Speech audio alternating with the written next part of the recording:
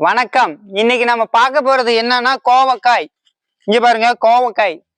இந்த கோவக்காயில என்ன நன்மைன்னு பாத்தீங்கன்னா இரும்பு சத்து அதிகமா உள்ளதுங்க.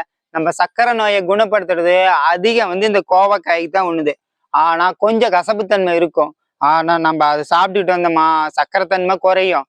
நம்ம இப்ப தண்ணி குடிக்காத நம்ம சிறுநீரகத்துல கல் உருவாச்சுன்னா அதை போக்குறத நம்ம கோவக்காய்க்கு அதிக தன்மை உள்ளதுங்க. நீங்க அதனால கோவக்காயை அதிகமா எடுத்துக்கிட்டீங்கன்னா உடம்புக்கு ரொம்ப நல்லது.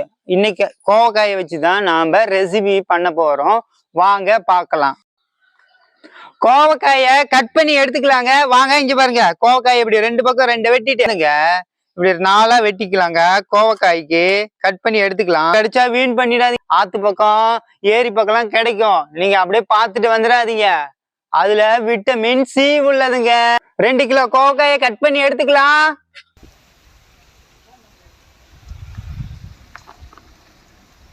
கோவக்காய் வெட்டுறதுக்கு எவ்வளவு நேரம் ஆகுங்கிறீங்க? ஜஸ்ட் 2 நிமிஷம் தாங்க. அத்தனை கோவக்காயை 2 நிமிஷத்துல வெட்டி காமிக்கிறேன். இங்க பாருங்க.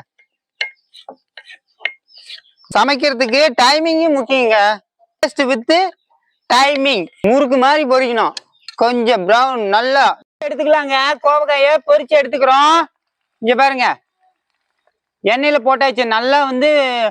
நல்லா பொரிச்சு உங்களுக்கு கோவமே வராதுங்க.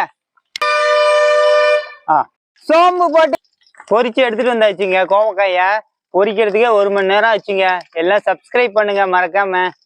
தக்காளி வணக்கலாங்க. நம்ம மசாலாலாம் போட்டு நல்லா அப்படியே டீப் ஃப்ரை.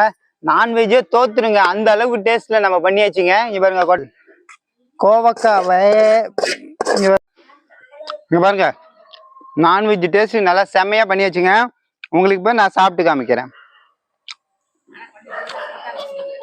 உங்களுக்கு பிடிச்சிருந்தா லைக் பண்ணுங்க, ஷேர் பண்ணுங்க, கமெண்ட் பண்ணுங்க, சப்ஸ்கிரைப் பண்ணுங்க.